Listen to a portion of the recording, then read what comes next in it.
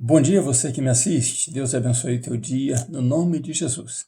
Eu não quero começar esta mensagem sem primeiro orar, como eu tenho feito em muitas outras, eu tenho orado. Mas eu quero te convidar a orar comigo nesta hora. Oremos. Pai Santo, no nome de Jesus, temos esta pessoa que está assistindo. Não sei se está sozinho, se está com sua família, não sei se está num lugar, ó Deus, ou em outro, não sei onde estar.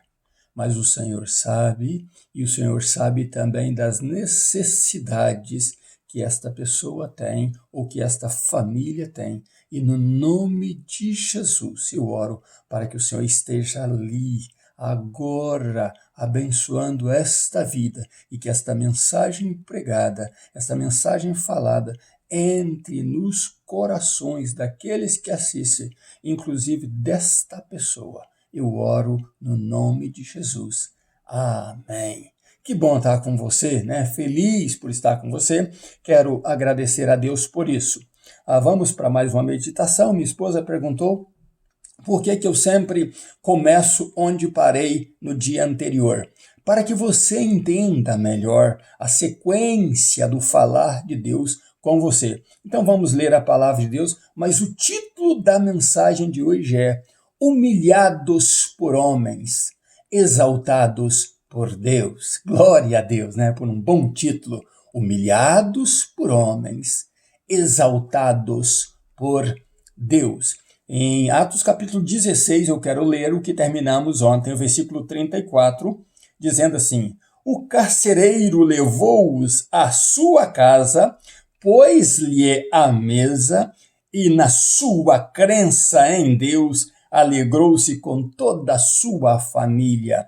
Aí nós vamos para o versículo 35, né? E o 36. Sendo já dia, os magistrados mandaram quadrilheiros, dizendo: soltai aqueles homens.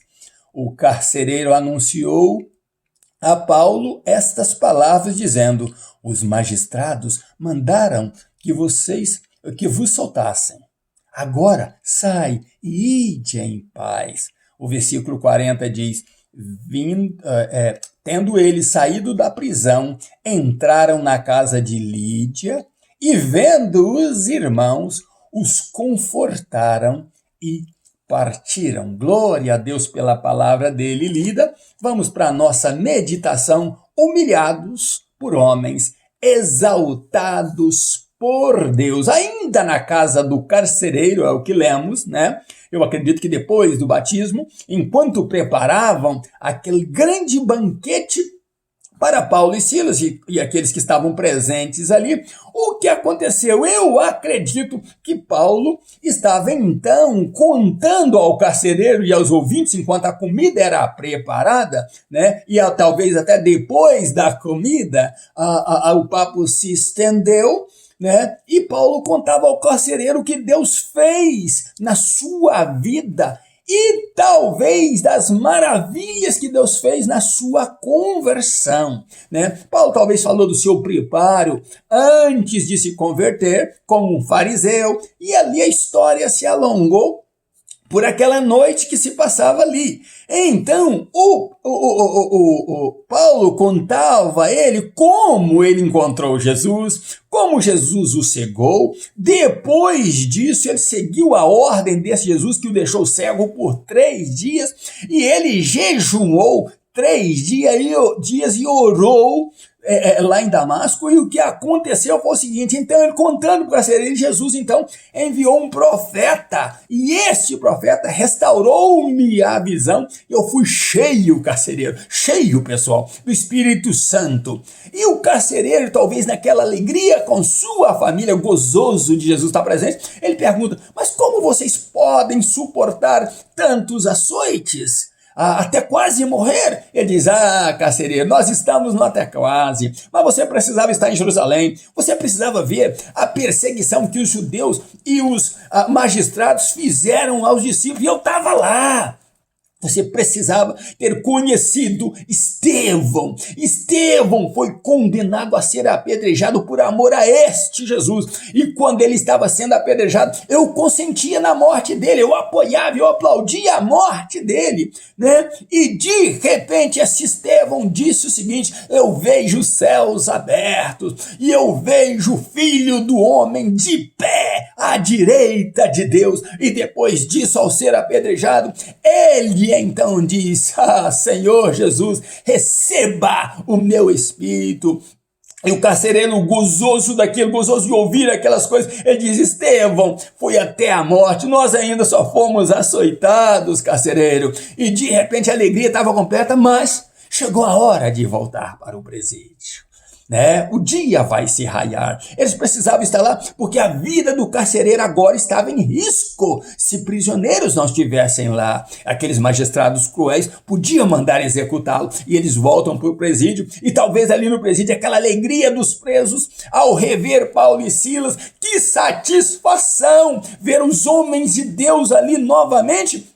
E de repente, talvez, aqueles presos disseram: discípulos, cristãos, por favor, vocês podem cantar de novo aquele cântico, aquela adoração que move céus e terra, que move os nossos corações. Vocês podem fazer aquela oração poderosa, discípulos de Jesus. Faça aquela oração poderosa que chacoalha presídio, que abre portas de cadeias, que liberta os cativos, que comove a nossa alma, tira a prisão da alma e a prisão do corpo. Adorem daquela forma que vocês adoraram. Fala conosco, canta para nós, porque nós só tivemos paz esta vez na vida. Nós agora sabemos o que é a verdadeira paz de Deus através de oração e através de adoração. Por favor, cantem. E ali no presídio havia alegria, ali havia um carcereiro que estava feliz, né? E de repente chegou a hora. Os cruéis magistrados dizem: olha, vocês quadrilheiros, vão lá e soltem aqueles homens. Que deboche! Solta aqueles homens. Depois de açoitado, solta aqueles homens. Mas os magistrados vão lá, dão a notícia para Paulo, e Paulo diz: não será assim. Por isso está o título da mensagem: humilhados por homens, exaltados por Deus. E volta os quadrilheiros para os magistrados. E os magistrados então começam a imaginar: e aqueles homens que açoitamos, aqueles homens que rasgamos as vestes, eles não aguentaram e morreram. É isso que aconteceu? E então os quadrilheiros dizem: não foi isso que aconteceu. Algo pior aconteceu. Aguenta aí, magistrados, porque vocês vão se assustar, temer e tremer pelo que eu vou contar. O que foi que aconteceu? Então o carcereiro os matou? Não, algo pior que isso aconteceu. Olha, senhores magistrados, lembra dos homens que vocês aceitaram acusação falsa contra eles? Que vocês, ao ouvir a multidão, o tumulto da multidão, vocês mesmos rasgaram as suas vestes para as costas deles, ficarem livres para as varas, para os açoites, e eles sangraram, e eles sofreram, e vocês depois os fizeram com um vexame muito grande, ser arrastados na cidade e lançados no presídio, e ainda deu ordem ao carcereiro: fique livre para puni-los da maneira que vocês quiserem. Sabe, aqueles homens eram cidadãos, eles são cidadãos romanos como nós. Então entraram em pânico, o magistrado. Entrou em pânico e disse: aqueles homens vão nos processar, eles vão nos colocar na cadeia, eles vão requerer os seus direitos. Nós não sabíamos que eles eram romanos, por isso judiamos deles como judiamos, os humilhamos como humilhamos. Nós não sabíamos disso. O que aqueles homens querem? Nos processar. Os quadrilheiros dizem: não.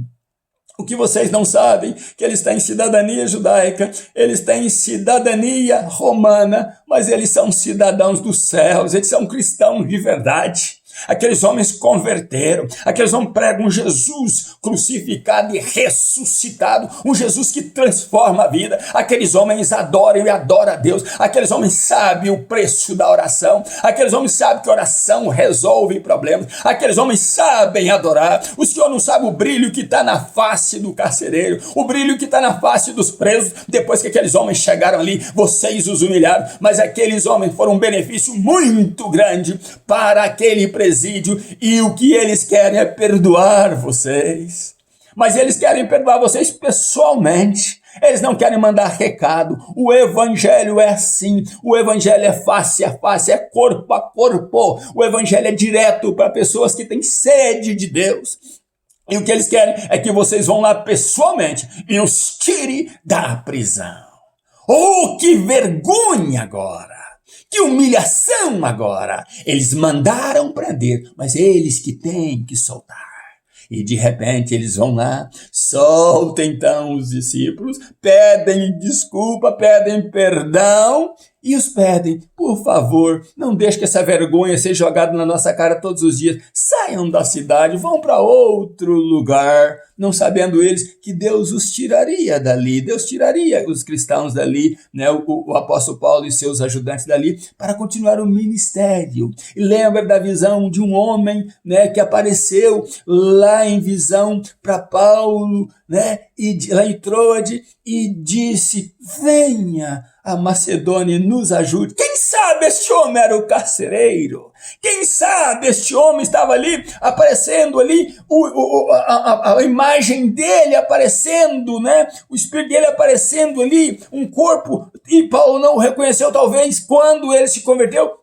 Ele não comenta sobre isso, mas quem sabe era aquele homem que estava pedindo: venha nos ajudar na Macedônia. É assim que Deus faz. Deus dá visão aos seus profetas. Deus dá visão aos líderes chamados por Ele. Deus dá visão e Deus faz com que os seus líderes obedeçam à visão. E eles então, depois que saem da prisão, vão à casa de Lídia. A casa de Lídia não sabia o que estava acontecendo, mas ali os irmãos oravam. Ali os irmãos pediam libertação de Deus para os seus cristãos, para os seus discípulos, para o apóstolo Paulo e o Silas. E então o que acontece? Eles vão ali, alegra o coração dos irmãos, conta tudo o que houve e os conforta. E depois de confortados, então eles seguem viagem. No mesmo instante que confortaram os irmãos, eles seguem viagem, né? E Deus seguiu com eles ali, mas deixando ali em Filipos a palavra de Deus, igreja estabelecida, casas adorando a Deus, né? A casa de Lídia adorando a Deus, agora a casa do carcereiro adorando a Deus, é o presídio adorando a Deus. Você entende isso?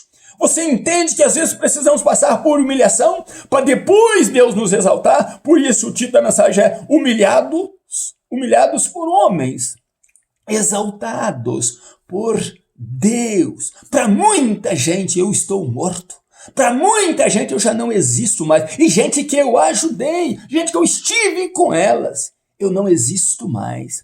Mas eu posso ser humilhado por homens, mas exaltado por Deus. E você também pode, no nome de Jesus. É só você fazer aquelas orações que movem céus e terra, pelas madrugadas, pelas noites. É só você fazer jejuns, é só você adorar a Deus de verdade. Nessas cantarolas que existem por aí, não. É adorar a Deus de verdade. E Deus te abençoará. Hoje eu postei no meu story no Facebook que Deus não me chamou para ser grande. Deus me chamou para ser útil. E você também é chamado para isso. Que Deus abençoe você e família, em nome de Jesus. Ainda nos meus pijamas, buscando a Deus. Um grande abraço meu. Pastor Riva Martins, Deus te abençoe, em nome de Jesus.